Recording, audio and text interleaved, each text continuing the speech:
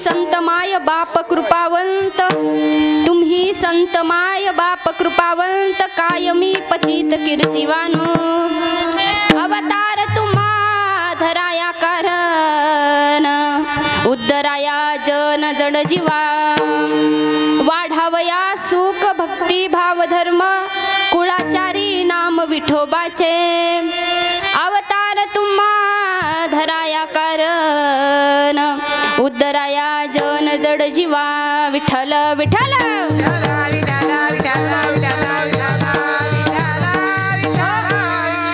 नमो विठ्ठला राजया पांडुरंगा, नमो रुक्मिणी माऊली ज्ञान गंगा, नमो पुंडलिका नमो चंद्रभागा, नमस्कार माझा रुक्मिणी पांडुरंगा, पांडुरंगा करू प्रथम नमन, पांडुरंगा करू प्रथम नमन, पांडुरंगा करू प्रथम नमन, पांडुरंगा करू प्रथम नमन, पांडुरंगा करू प्रथम नमन, पांडुरंगा करू प्रथम नमन, पांडुरंगा करू प्रथम नमन, पांडुरंगा करू प्रथम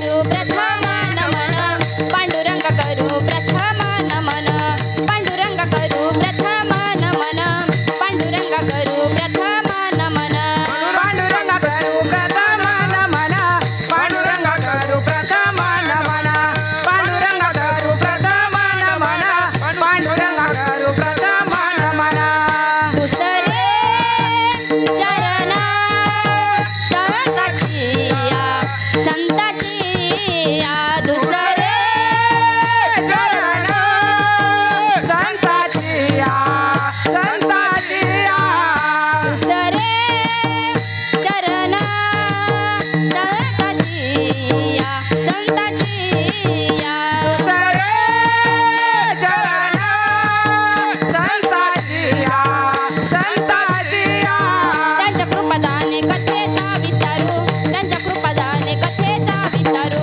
त्यांच्या कृपादाने कथेचा विस्तारू, त्यांच्या कृपादाने कथेचा विस्तारू, त्यांच्या कृपादाने कथेचा विस्तारू, त्यांच्या कृपादाने कथेचा विस्तारू, त्यांच्या कृपादाने कथेचा विस्तारू, त्यांच्या कृपादाने कथेचा विस्तारू, पांडुरंगा करू प्रथम नमन, दुसरे चरण संतांची या, त्यांच्या कृपादाने कथेचा विस्तारू, बाबाजी सद्गुरु दास तुका, जयांची केली या स्मरण, होय सकळ विद्यांचे अधिकरण, तेची वंदू श्री चरण, श्री गुरूंचे ते नमस्कारोनी आता, रायगडी मंदिरी वसे माझा राया, रायगडी मंदिरी वसे माझा राया, चरणाशी अर्पिते अजन्म ही काया, जगदीश्वरा प्रति वाढली जाची ख्याती, नमस्कार माझा तया छत्रपती, ओम ब्रह्मानंदं परमसुखदं केवलं ज्ञानमूर्ति, द्वन्द्वातीतं गगनसदृशं तत्त्वमस्यामि लक्ष्यम्, एकं नित्यं विमलमचलं सर्वधी साक्षिभूतं, भावातीतं त्रिगुणरहितं सद्गुरुं तन्नमामि, लोकाभिरामं रणरङ्गधीरं राजीवनेत्रं रघुवंशनाथं, कारुण्यरूपं करुणाकरटं श्रीरामचन्द्रं शरणं प्रपद्ये, श्रीरामचन्द्रं कैलासराना शिवचंद्रमौळी, फणीन्द्रमाता मुकुटी झळाळी, कारुण्य सिंधू भवदुःखहारी, तुझवीन शंभो माझ कोण तारी, तुझवीन शंभो माझ कोण तारी, जगति जयति माया यस्य कायाधवस्ते, वचन रचनमेकं केवलं चाकलय्य, ध्रुवपदमपि यातो यत्कृपातो ध्रुवोऽयं, सकलकुशलपात्रं ब्रह्मपुत्रं नतास्मि, सेवेलागी सेवक झालो, सेवेलागी सेवक झालो, सेवेला सेवक झालो, सेवेला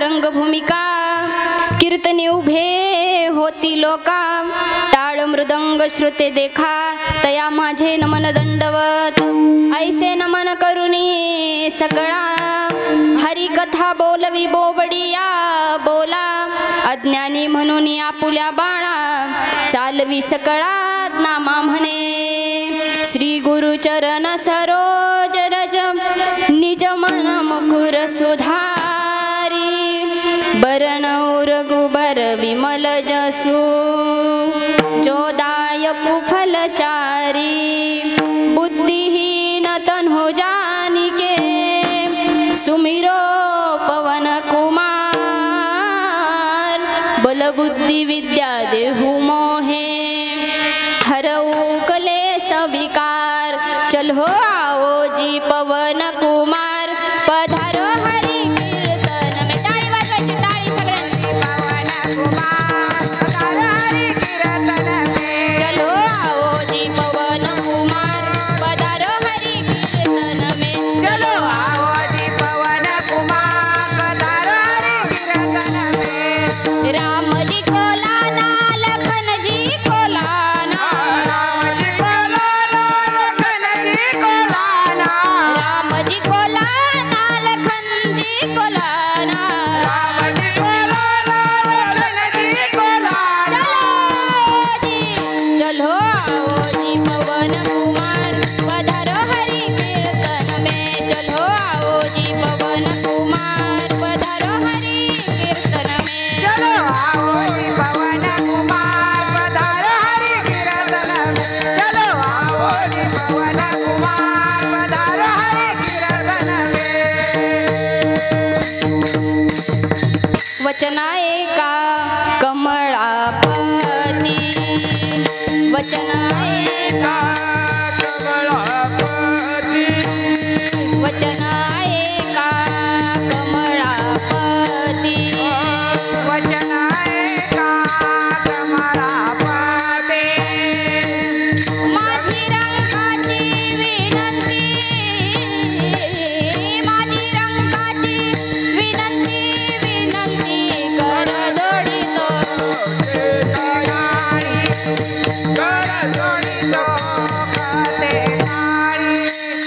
माझी रंगाची माझी रंगाची कर जोडितो कटे अरे कर जोडितो कटे वचन ऐका कमळापती माझी रंगाची विनंती माझी रंगाची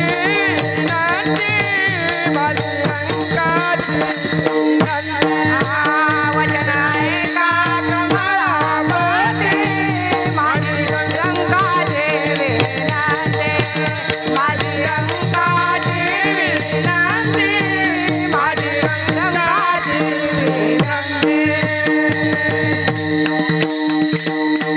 वचन ऐका कमळापती माझी रंकाची विनंती बाळू मामा हो बाळू मामा मी शरण आले तुझ्या पाया बाळू मामा हो बाळू मामा मी शरण आले तुझ्या पाया टाळी वाजवायची पहिला मंडळ बाळू मामा मी शरण आलो तुझ्या पाया बाळू मामा बाळू मामा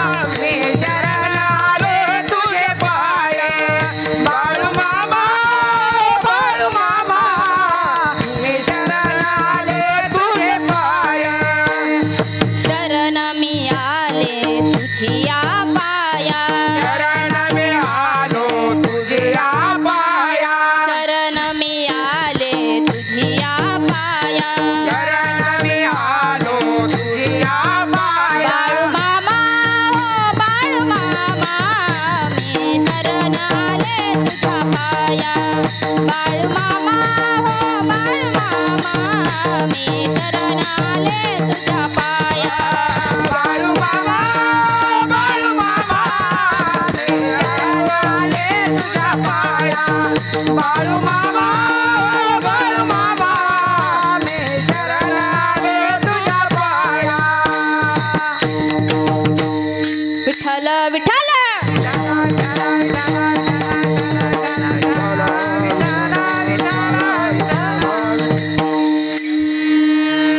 तुम्ही संतमाय बाप कृपावंत कायमी पतित कीर्तिवानो अवतार तुम्हा धराया कारण उद्धराया जन जड जीवा.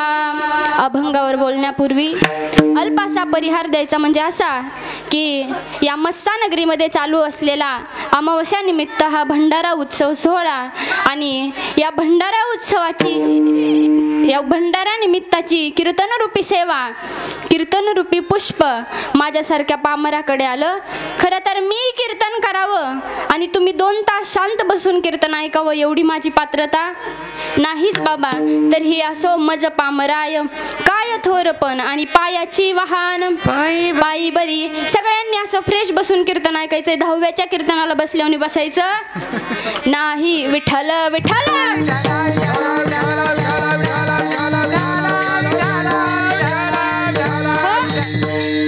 आणि एक गोष्ट लक्षात ठेवा, कीर्तन चालू असताना मध्ये कोणी उठू नका, बसलेलं उठू नका.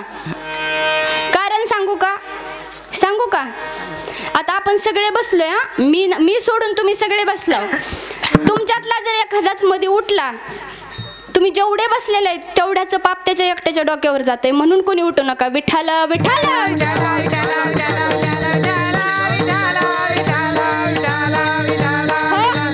ऐका, अभंग 4 चरणाचा आहे. गोड असा अभंग आहे, संतांचं वर्णन करणारा अभंग आहे. तुम्ही जर शांत बसून ऐकलात तर तुम्हाला पूर्ण कीर्तन कळून जाईल. ऐका, इंद्रायणीच्या काठावर ज्यांचा कर्मयोग फुलला, 700 श्लोकावर ज्यांनी 9000 ओव्या लिहिल्या, आईच्या अंतकरणानं भगवी पताका आडवी टाकून जगातले सगळे योगी पोचण्याचं काम ज्यांनी केलं, ज्ञानेश्वरी लिहून पूर्ण झाली, अमृत अनुभवाला पूर्णविराम मिळाला, चांगदेव 65 गळ्यात उतरली, हरिपाठ वारकऱ्याच्या कंठावर गुंजराव करून त्याचे तरंग इंद्रायणीच्या पाण्यावर उमटले, नभांगनाला भिडले आणि नभांगनातून पुन्हा तुलसी दलाप्रमाणे बाहेर आले. पतंजलीचे योगसूत्र, नारदाचे भक्तिसूत्र, तशी ज्ञानोबरायांची नामसूत्र वारकऱ्याच्या मुखारविंदातून बाहेर पडले. हरिमुखे म्हणा हरिमुखे म्हणा पुण्याची गणना कोण करी. ज्ञानोबरायांच्या चेहऱ्यावर आनंदाची ललकारी उमटली. सद्गुरु रूपी दादाकडे पाहिलं. दादा रे, अवतार संपवा वाटतं. राजा, ज्ञानराजा, काम संपलं. हो दादा, संपलं. आता अवघेची त्रैलोक्य आनंदाचे आता चरणी जगन्नाथ. ज्ञानोबराय समाधीस्थ निघाले. एक भाऊ विश्वनियंत्या पंढरीश परमात्म्यानं धरली, दुसरी भाऊ सद्गुरु रूपी दादानं धरली. ज्ञानोबराय समाधीस्थ बसले. निवृत्ती दादानं शिळा सरकवली. शिळा सरकवल्याच्या नंतर महाराष्ट्रामध्ये ज्ञानाचा अंधकार झाला. पुढं काहीशे वर्ष महाराष्ट्र आंधळ्यासारखा तडपडत राहिला. कोणी एका जन्माला येतो का, कोणी तुका जन्माला येतो का, कोणी नामा जन्माला येतो का, कोणी ज्ञाना जन्माला येतो का, पण आलाच नाही. हो, नाही आला. मुघलांच्या घोड्याच्या टापाखाली महाराष्ट्राची दौलत तुडवत राहिली. आया बहिणीच्या आबरूंची लक्तर वेशीला टांगली. मंदिराचे कळस थरथर कापू लागले. मूर्तीच्या विटंबना झाल्या. गाभारे घामानं भिजले. माती रक्तरंजित झाली आणि हा धर्म त्राही त्राही त्राही करू लागला. मग विश्वनियंत्यानं खाली वाकून पाहिलं. धर्म संस्थापनार्थाय संभवामी युगे युगे, धर्म संस्थापनार्थाय संभवामी युगे युगे असं म्हणत आपला प्राण, आपला श्वास, आपलं ओज, आपलं तेज, आपलं हृदय दक्षिण वाहिनी इंद्रायणीच्या तटावर देहू गावामध्ये सोडलं. ते जगद्गुरु तुकोबराय. इंद्रायणी मोठी भाग्याचे. 40 मैल धावली, फक्त 40 मैल. लोणावळ्याला उगम पावली, निरेला जाऊन भीमेला मिळाली. पण 40 मैल धावण्यामध्ये जगातल्या गंगे नदीचा मत्सर करावा. शरयूनं फक्त प्रभू रामचंद्राला पाहिलं, यमुनेनं फक्त श्रीकृष्णाला पाहिलं. पण माझ्या इंद्रायणी मातेनं 3 धर्मयोद्धे मांडीवर खेळवले. उजव्या बाजूला साधकाचा मायबाप, चिंतकाचा चिंतामणी, विठोबाचा प्राणसखा, ज्ञानी यांची संजीवनी, कैवल्याचा पुतळा, चंद्राची शीतलता, सूर्याची तेजस्विता, आकाशाचं व्यापक व धरतीचं धारिष्ट्य, मातेचं मातृत्व, कर्णाचं दातृत्व, गुलाबाची कोमलता, समुद्राची खोली, वात्सल्याचा पदर आणि आईचा अंतकरण घेऊन जी विश्वमाऊली अवताराला आली, त्या विश्वमाऊली ज्ञानोबा यांना इंद्रायणीनं उजव्या मांडीवर खेळवलं. मध्यभागी बापापेक्षा जास्त लढाया ज्यांनी केल्या, 140 लढाया केल्या, पण एकही लढाई हरला नाही. ज्याला वयाच्या 13व्या वर्षी 16 भाषा येत होत्या, मराठी, इंग्रजी, हिंदी, हिब्रू, संस्कृत, वाली या सगळ्या भाषांवर ज्यांनी कमांड केलं, ज्यानं वयाच्या 13व्या वर्षी 2 ग्रंथ लिहिले. आत्ताच्या विद्वानांना सुद्धा भुरळ पडते बाबा या 2 ग्रंथांची. नखशिकांत आणि भूतभूषण हे 2 ग्रंथ लिहिले. असा माझा छत्रपती शंभूराजा शहीद झाल्यावर हा महाराष्ट्र बिगर कुंकवाचा, बिगर धन्याचा झुंजत राहिला. हे बळ सह्याद्रीच्या कणाकणात, मराठी माणसाच्या मनामनात आणि महाराष्ट्राच्या धमन्यात भरण्याचं काम ज्या धाकल्या धन्यानं केलं, त्या असा माझा वाघाच्या जबड्यात घालून हात, मोजिंदात ही जात आमुची, असा माझा छत्रपती शंभूराजा इंद्रायणीनं मांडीवर मध्यभागी खेळवला. डाव्या बाजूला भंडारा भामचंद्र, ज्याला ज्यांनी भाऊबंद म्हणले, दगडाचे टाळ केले, पक्षांना सुस्वरानं भजन आळवायला लावलं, जो जन्माला आल्याच्या नंतर इंद्रायणीला भक्तीचा महापूर आला, पांडुरंगाला खेळगडी मिळाला, आस्तिकांचे मळे फुलले, नास्तिकांचे मळे कोमेजून गेले, आणि ज्यांची वाणी इंद्रायणीचं पाणी पिऊन तृप्त झाली, ज्यांच्या रसवंतीला बहर आला, ज्यांनी 4200 अभंग निर्माण केले, त्याचे 28,000 चरण, ज्यांनी जो पंचमवेद गाथा रचला, ज्यांच्या नामचिंतनामध्ये, गाथ्याच्या चिंतनामध्ये आज महाराष्ट्र दुमदुमलाय.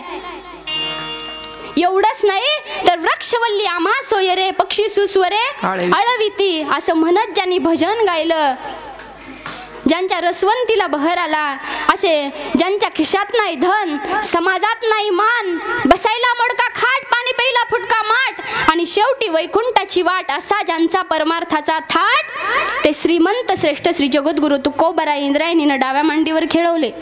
आणि त्याच श्रीमंत श्रेष्ठ श्री जगद्गुरु तुकोबरायांचा 4 चरणाचा, संतांचं वर्णन करणारा, मामांचं वर्णन करणारा गोड असा अभंग सेवेकरता निवडलाय. विठ्ठल विठ्ठल.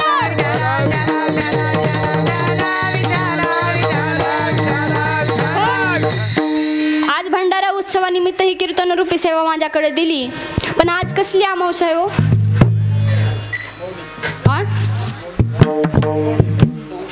पौष अमावस्या आहे ना.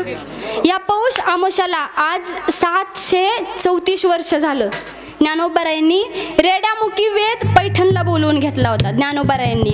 आणि तसंच बाळू मामा ज्ञानोबाराय तुकोबाराय मामा म्हणलं की एकच बरं का, सगळे देव हे कोण आहेत? एकच आहेत, है की नाही? मग तसंच ज्ञानोबारायांनी रेड्यामुखी वेद बोलविला, गर्वद्विजांचा हरविला. तसंच ज्ञानोबाराय आज माझ्याकडून, तसंच ज्ञानोबाराय आज ज्ञानेश्वरीकडून कीर्तन रूपी सेवा करून घेतायत. विठ्ठल विठ्ठल.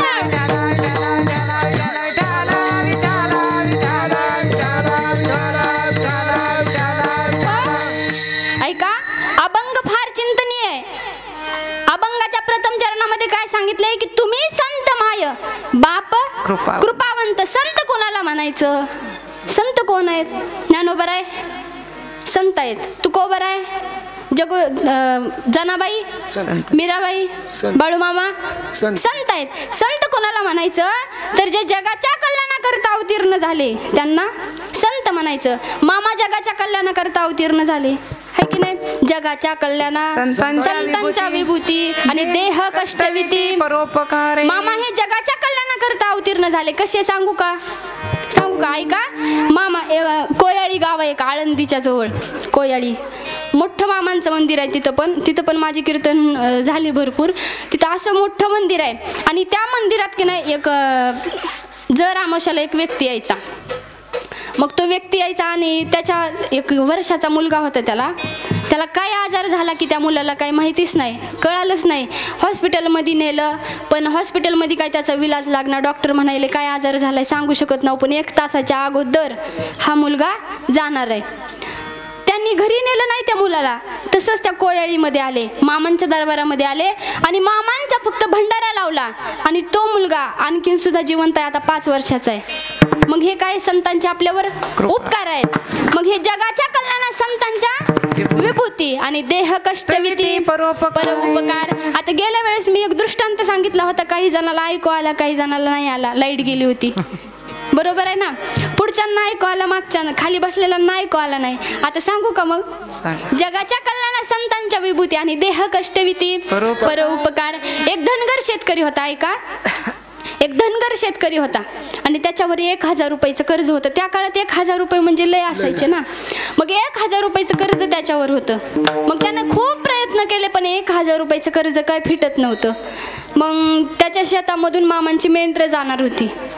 मग त्याच्या लक्षात आलं की मामा जगाची माऊली, मग आपण मामांनाच मागून बघू, मामा दिलं तर बरं होईल. आणि मामा देतातच, आहे की नाही. कारण मामा, आपण जर मामांची सेवा केली, तुम्ही मामाची सेवा करा, मामा तुम्हाला मेवा देतील. तुम्ही मामाचं चिंतन करा, मामा तुमची चिंता करतील. तुम्ही मामाचं स्मरण करा, मामा तुमचं मरण चुकवल्याशिवाय राहणार नाही. विठ्ठल विठ्ठल.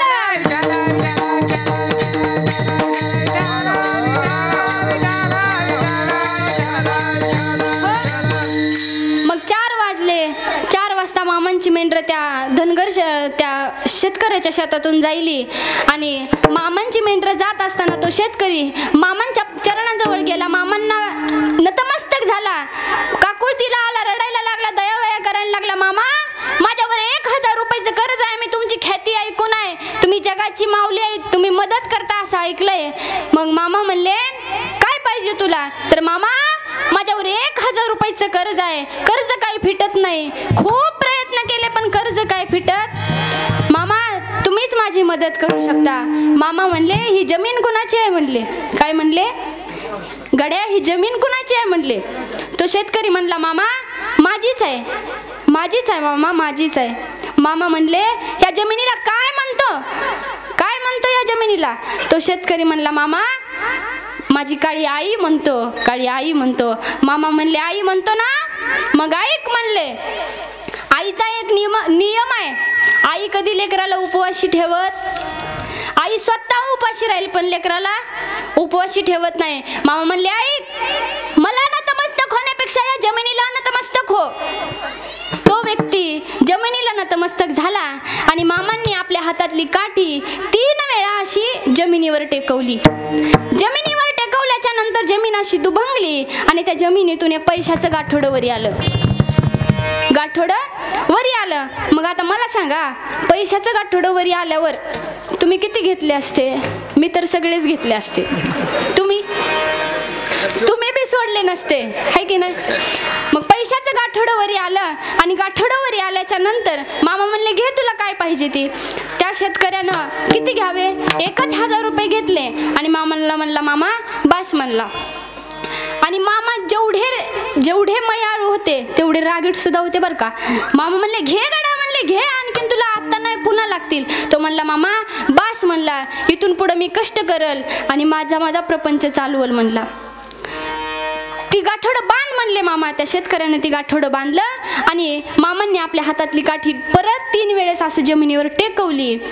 टेकवल्याच्या नंतर जमीन दुभंगली आणि ते गाठोडं मध्ये ठेवलं. ते गाठोडं आहे असं खाली गेलं. मग हे काय आहेत? मामांचे आपल्यावर उपकार आहेत. आता मला सांगा, इथं आपण सगळे मामांचे भक्त. मामांनी मेंढी माऊलीची सेवा का बरं केली? मेंढी माऊलीची सेवा का केली? कोणालाच माहिती नाही. ऐका, मेंढी माऊलीची सेवा का केली? दुसरे 4 पायाचे प्राणी नव्हते का मामांना? गाढव होते ना. मग मेंढी माऊलीची सेवा का केली? ऐका, तर ही मेंढी माऊली जी आहे ना, ही नम्रतेचं प्रतीक आहे. नम्रतेचं प्रतीक आहे. तुम्ही आणखीन पण बघा, रस्त्याने जर मेंढी माऊली चालली ना, तर ती कधी पण खाली मान घालूनच चालते, वरी मान करत नाही. म्हणून मामाने मेंढी माऊलीची सेवा केली. आणि आपण सुद्धा मामांच्या दरबारामध्ये येत असताना, तिथून येताना कसं पण या, पण जिथं चप्पल सोडलाय तिथं आपली फुगिरी, आपला मोठेपणा, पैसा, धन दौलत सगळं जिथं चप्पल सोडलाय तिथं सोडायचं आणि मामांच्या दरबारामध्ये यायचं. तुम्ही मामाला मागण्याची गरज नाही. तुम्ही मामांच्या दरबारामध्ये आलं की मामा ओळखतात की बाबा ह्याला ही पाहिजे आणि मामा तुम्हाला लगेच देऊन टाकतात. मग हे मामांचे काय आपल्यावर उपकार आहेत बघा. तर संत हे सर्वाच्या कल्याणाकरता अवतीर्ण होत असतात. या संतांमध्ये गाढवाचे घोडे करण्याची सुद्धा ताकद या संतांमध्ये आहे. पटवून देऊ का? एक गाढव होता, ऐका. एक गाढव होता आणि ती आईच्या उदरामध्ये असताना म्हणायचा, मला बाहेर काढ देवा, मला बाहेर काढ, मी भजन करल, कीर्तन करल. मग असंच मामांना तसं म्हणल्यावर मग आता मामांनी पण बाहेर काढलं त्या गाढवाला. गाढवाला कळतंय ना गाढव. मग गाढवाला बाहेर काढलं आणि काढल्यानंतर ते गाढव मोठं झालं, चांगलं 20, 25, 30 वर्षाचं झालं, पण भजन काय करना, कीर्तन काय करना. मग मामा म्हणले ह्या गाढवाला जन्माला घालूनच चुकीचं झालंय म्हणले. मग मामाने काय केलं की गाढव जन्माला आला, आता 25 वर्षाचं झालं, भजन करना, कीर्तन करना. मग आम्ही असंच एका गावामध्ये गेलो आणि कीर्तनाला गेल्याच्या नंतर तिथं घरी चहा प्यायला बसलो. आता सवय असते काही काही माणसांना की महाराजांना घरी चहा प्यायला न्यायची. मग चहा प्यायला नेलं आणि त्या महाराजांना 2 मुलं होते. एक होता 10वीला आणि एक होता 8वीला. 2 गाढवं होते म्हणा की उदाहरणार्थ, एक 10वीला आणि एक 8वीला. आणि जो 10वीला होता त्याला 99.20% पडले आणि जो दुसरा होता ती पुन्हा 10वीला आला आणि 10वीला येऊन तो नापास झाला. काय झाला? नापास झाला. मग हे 2 जण आम्ही बसलो सगळे. मग ते म्हणले महाराज आमच्या एवढ्या लेकराला न्या की म्हणले. कोणत्या? जी नापास झाली त्याला बरं का, आळंदीला न्या म्हणले आणि तिकडे शाळेत टाका म्हणले. मग आता आळंदीला काही चांगले लेकरं येतात का हो? गाढवच येतात ना. पण हीच गाढवं आळंदीला जातात. आळंदीला त्या गाढवानं दुसरं काही न करू द्या, फक्त माऊलीचं दर्शन दररोज नित्यनेमाने एकदा घेतलं ना, संताचं दर्शन एकदा घेतलं की त्या गाढवाचा घोडा तयार झाल्याशिवाय राहत नाही. ती गाढव आळंदीला जाऊ द्या आणि तीच गाढव गावाकडे येऊ द्या, नाहीत माणसं त्याच्या पाया पडले ना, नावच दुसरं विठ्ठल विठ्ठल.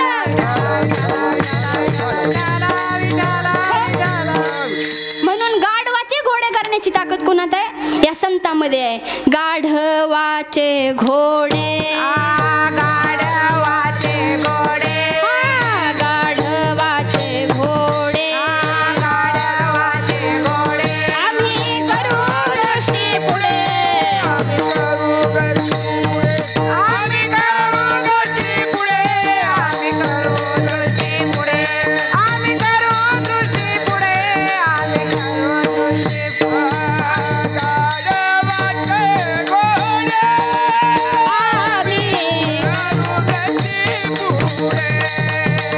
करू दृष्टी पुढे, करू दृष्टी पुढे. गाढवाचे घोडे, आम्ही करू दृष्टी पुढे, आम्ही करू दृष्टी पुढे, आम्ही करू दृष्टी पुढे. ऐका, गाढवाचे घोडे आम्ही करू दृष्टी पुढे. फक्त मामांनी बघितलं तर गाढवाचा घोडा करण्याची ताकद बाळू मामांमध्ये आहे. आता ही मामांच्या दरबारातली माझी 8वी सेवा आहे बरं का. 8वी 9वी म्हणलं तरी चालन. पहिली कीर्तन रूपी सेवा मामांच्या दरबारातली इथंच केली होती बरं का. आणि माझं भाग्य आहे की मामांनी मला आज ह्या पर्व काळावर मामाने त्यांच्या दरबारामध्ये बोलवून घेतलं. आणि मी वारीला गेले होते, आषाढी वारीला. मग आषाढी वारीला गेल्याच्या नंतर मामांनी एक चमत्कार दाखवला साक्षात बरं का. 1000 माणूस दिंडीमध्ये होतं जेवण्याकरता. किती? 1000. आणि आषाढी एकादशीच्या दिवशी माझं कीर्तन होतं त्या दिंडीमध्ये. मग कीर्तन झालं, 1000 माणूस. आता महाप्रसाद 1000 माणसाला 1 बकेटभर दही पुरल का? एवढं बकेट पुरल का? मी ती दही बघितलं आणि मलाच असं वाटायलं की एवढं दही एवढ्या माणसांनी कसं खायचं? एवढं दही एवढ्या माणसांनी कसं खायचं? आता माझ्या मनाला प्रश्न पडला. ती तुमचं तुम्हाला काय वाटत असेल, पण माझ्या मनाला मी तसं म्हणले, एवढं दही एवढ्या माणसाला कसं पुरल? सगळ्या पंक्ती बसल्या आणि वाढणारा माणूस सुद्धा इतका दही वाढून जायचा, इतका वाढून जायचा, आपल्याला सरत नसलं तरी महाराज खावा म्हणून वाढून जायचा. मलाच कळलं नाही की शेवटपर्यंत एवढं दही एवढ्या माणसाला कसं काय पुरलं. दही पुरून उरलं होतं. ही मामांचा चमत्कार आहे बरं का. मी स्वतःच्या डोळ्यानं पाहिला आणि तेव्हापासून मला खरंच असं वाटतंय की मला दुसरी कीर्तन रूपी सेवा नाही मिळली तरी चालेल, पण मामांच्या दरबारातली मिळावी. विठ्ठल विठ्ठल.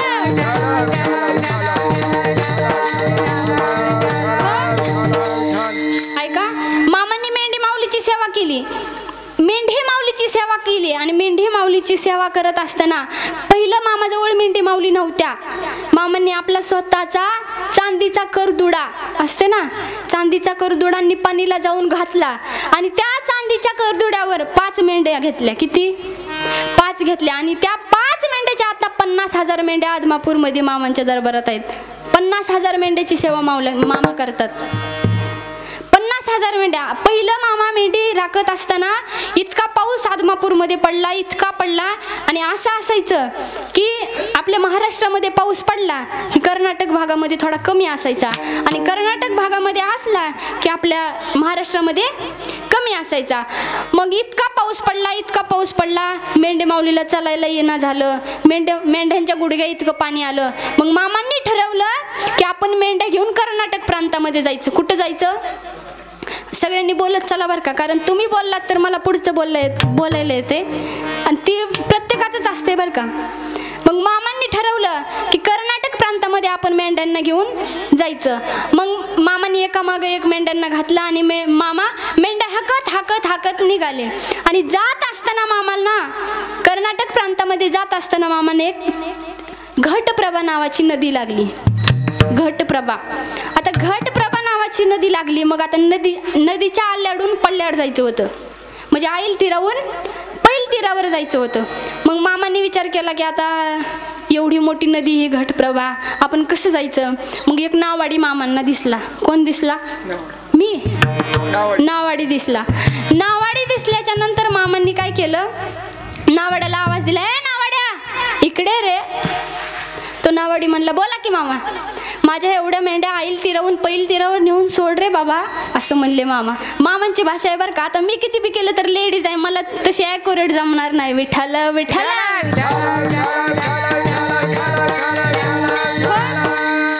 माझ्या एवढ्या आईल तीरावून पैल तीरावर मेंढ्या नेऊन सोड रे बाबा म्हणलं. मग म्हणल्याच्या नंतर तो व्यक्ती म्हणला, हो मामा सोडतो म्हणला. आणि त्या व्यक्तीनं ठरवून घेतलं. ठरवून, आता मामांच्या दरबारातलं ठरवून घेऊ नये बरं का. मी कुठंच ठरवून घेत नाही, माझा नका विचार करू, मी तुमचं सांगायले. मी कुठंच ठरवून जात नाही. मामांचं ठरवून घेऊ नये, पण त्या नावाड्यानं ठरवून घेतलं. बारकी मेंढी असेल तर 4 आण्याला आणि मोठी मेंढी असेल तर 8 आण्याला. 8 आण्याला 4 आणे 4 आणे महिला मंडळ. 8 आणे 8 आणे 16 आणे 8 आणे 8 आणे रुपया की. विठ्ठल विठ्ठल.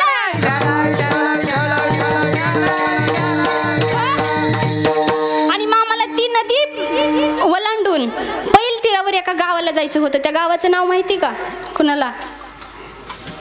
माहिती का? काय नाव आहे पकवाजा? आदमापूर. काय? आदमापूर. कर्नाटक प्रांतामध्ये गाव आहे ती. तिगडी. तिगडी वाजवली की त्यानं. तिगडी. तिगडी गावाला जायचं होतं मामांना मेंढ्यांना घेऊन. मग मामांना तिगडी गावामध्ये जायचं. मेंढ्या नावेमध्ये टाकल्या, निम्या मेंढ्या नावामध्ये टाकल्या आणि निम्या मागं राहिल्या. मग तो नावाडी हाकत निम्यापर्यंत गेला. निम्यात त्या घटप्रभा नदीच्या मध्यभागी गेला. आणि त्याला काय पाप सुचलं काय माहिती, त्यानं ठरवलं की 2-3 मेंढ्या आपण पाण्यात सोडायच्या. आणि त्या आता जनावरांची सवय असते की कोणत्याही जनावराला पोहता येते. मग 2-3 मेंढ्या आपण पाण्यात सोडायच्या आणि ह्या बाकीच्या मेंढ्या घेऊन जाऊ तर ही मेंढ्या एका कडेला जातील आणि तिथं बसतील. मग हा बाळू धनगर मेंढ्या घेऊन गेला की आपण ह्याला काय करायचं, खसकावायचं. काय करायचं, खसकावायचं. मग मेंढ्या पाण्यात टाकल्या त्यानं, 2 मेंढ्या पाण्यात टाकल्या. मग आणि मामा असे होते की तुम्ही तिकडे काहीही करा, पण मामांना कळत होतं. मग मामांना कळालं की ह्याच्या मनात पाप सुचलंय, ह्यानं आपल्या मेंढ्यांना पाण्यामध्ये टाकलंय. मग तो नावाडी नाव हाकत कडेला गेला. आणि नावाडी जर एकटा असेल नावामध्ये तर नावाडी अगोदर खाली उतरतो आणि नाव अलीकडे ओढतो, है की नाही. नावाडी खाली उतरला. खाली उतरून असा अलीकडे वळण्यासाठी त्यानं असं त्या सापटीत असा हात घातला की मामाने फक्त असं फू केलं. काय केलं, असं फू केलं. ती नाव अशी पलीकडे गेली. त्या नावाड्याचा हात असा मध्ये चेंबला. तो नावाडी रडायला लागला, वरडायला लागला, आई ग म्हणून वरडायला लागला. आणि तेवढ्यात एक पुण्या आप्पा शिनगारे एक सवंगडी होता, ती तिथं पळत आला मामाजवळ आणि मामाला म्हणायला लागला, मामा तो नावाडी तिकडे रडतोय, आरडतोय, काय झालंय त्याला? मामा म्हणले, तो रडत नाही, मी रडवलाय म्हणले त्याला. काय म्हणले, मी रडवलाय. मग ती सवंगडी म्हणला, का रडवलाय मामा मामा तुम्ही, काय कारण होतं रडवायचं? अरे बघ म्हणले ती आपल्या मेंढ्यांना त्यानं पाण्यामध्ये टाकले, काय करावं म्हणले आता. मग तो सवंगडी म्हणला, मामा तुम्ही एवढं करण्यापेक्षा, तुम्ही नावत मेंढ्या टाकून नेण्यापेक्षा तुम्ही जर तुमचा भंडारा या घटप्रभा नदीमध्ये टाकला असता तर नदीनं तुम्हाला वाट दिली असती ना. मग मामांनी काय केलं, उरलेल्या जी मेंढ्या होत्या आपल्या त्या बटव्यातला भंडारा घेतला आणि त्या घटप्रभा नदीमध्ये असा टाकल्याच्या नंतर, भंडारा टाकल्याच्या नंतर जसा बालकृष्णाच्या पदस्पर्शानं यमुना दुतडी वसुदेवजी कृष्णाला घेऊन जाताना, नंद बाबाच्या वाड्याला घेऊन जाताना जशी यमुना दुतडी अशी दुबंगली आणि बालकृष्णाच्या पदस्पर्शानं अशी दुबंगून कृष्णाला वाट दिली जाण्यासाठी, तसं मामांच्या भंडारा टाकल्याच्या नंतर मामांना जाण्यासाठी त्या घटप्रभा नदीनं अशी वाट दिली आणि ती घटप्रभा नदी अशी दुबंगून मामांना जाण्यासाठी वाट देऊन मामा पलीकडे गेले. ऐल तीरावरून मामा पैल तीरावर गेले. पैल तीरावर गेले, उशीर संध्याकाळ झाली होती. मामा बाजावर बसले आणि तो सवंगडी म्हणला, मामा मला तुमची सेवा करायची. मामा म्हणले, गड्या तू माझी सेवा करू नको म्हणले, मी ज्या देवाची सेवा करतोय त्या देवाची तू सेवा कर. तो सवंगडी म्हणला, मामा कोणत्या देवाची सेवा करू? मामा म्हणले, जा त्या तळामध्ये आणि कोणत्या कोणत्या देवाचे फोटो आहेत बघून ये. तो सवंगडी गेला आणि बघून आला. मामा बघितले फोटो. मामा म्हणले, कोणत्या कोणत्या देवाचे फोटो आहेत? मुळे महाराजांचा आहे, आप्पालशिदाचा आहे, विठ्ठल बिरदेवाचा आहे, मरुगवाईचा आहे, काशीलिंगाचा आहे, महालिंगरायाचा आहे. मामा म्हणले, सगळ्यात मोठा फोटो कोणत्या देवाचा आहे? तो सवंगडी सांगू लागला, मामा सगळ्यात मोठा फोटो असणारा जगाची बाप आणि माय म्हणजे विठ्ठल आणि रुक्मिणीचा आहे. म्हणून मामा आम्हाला तुमची सेवा करायची, तुम्ही आमच्यावर इतकी कृपा करता मामा, इतकी कृपा करता.